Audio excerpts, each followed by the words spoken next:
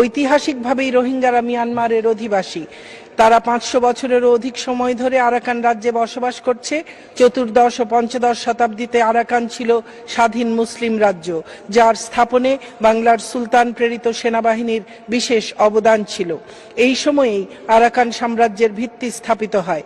1404 সাল থেকে 1612 সাল পর্যন্ত 16 জন রাজা আরাকান শাসন করেছেন, যাদের মধ্যে অনেকেই মুসলিম নাম ও পদবি ব্যবহার করতেন এবং তাদের মুদ্রায় আরবি হরফে কলেমা লেখা থাকত।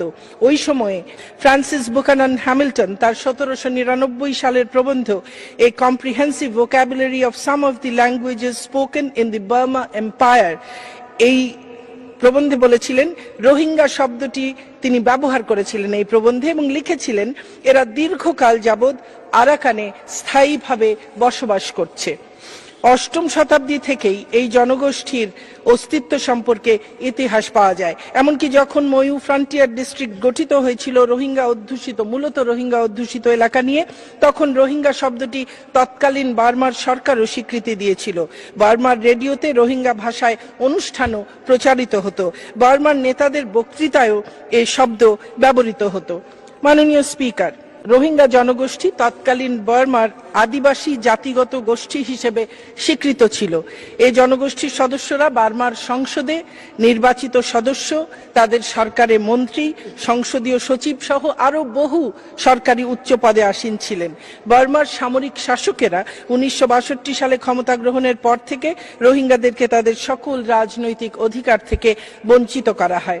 মাননীয় স্পিকার, 1948 সালে বার্মার স্বাধীনতার ঠিক পূর্ব মুহূর্তে 1947-এর নির্বাচনে, কনস্টিটিউয়েন্ট অ্যাসেম্বলি অফ বার্মার নির্বাচনে এম.এ. গাফফার এবং সুলতান আহমেদ তারা নির্বাচিত হয়েছিলেন।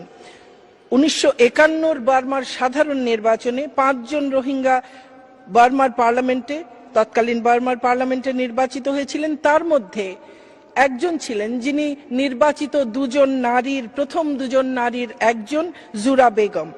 6 জন এমপি নির্বাচিত হয়েছিলেন 1956-র সাধারণ নির্বাচনে এবং তার পরবর্তী যেসব উপনির্বাচন হয়েছিল তাতে।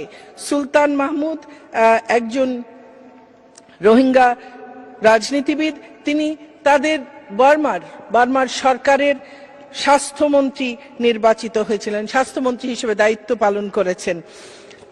মাননীয় স্পিকার, 1982 সালের যে বার্মার নাগরিকত্ব আইন, তা দিয়ে রোহিঙ্গাদেরকে তাদের নাগরিকত্বের সকল অধিকার থেকে বঞ্চিত করা হয়। বার্মার ইলেকশন, যে নির্বাচন হয়েছিল সাধারণ নির্বাচন 1990-এ, সেখানে রোহিঙ্গাদের নেতৃত্বাধীন national Democratic Party for human rights তারা 4টি আসনে জয়লাভ করেছিল এবং 4 জন সেই এমপি ছিলেন শামসুল আনোয়ারুল হক, চিটলুইন ইব্রাহিম, ফজল আহমেদ এবং নূর আহমেদ। আমরা মনে করতে পারি যে সেই নির্বাচনেই কিন্তু ন্যাশনাল লীগ ফর ডেমোক্রেসি, যেটি অং সান সুচির নেতৃত্বাধীন দল, সেই দল নির্বাচনে জয়ী হলেও তাকে ক্ষমতায় বসতে দেওয়া হয়নি, বরং দীর্ঘদিন তাকে গৃহ অভ্যন্তরে গ্রেফতার করে রাখা হয়েছিল। বার্মার সামরিক শাসকেরা এই National Democratic Party for Human রাইটসকে 1992 সালে এটিকে নিষিদ্ধ ঘোষণা করে এবং এর নেতাদেরকে গ্রেফতার করে, এদেরকে জেলে দেয় এবং তাদেরকে নির্যাতন করা হয়। 2017 সাল পর্যন্ত বার্মায় এখন আর কোনো একজনও রোহিঙ্গা এমপি বা সংসদ সদস্য নেই এবং তাদের কোনো ভোট দেবার অধিকারও নেই। মাননীয় স্পিকার।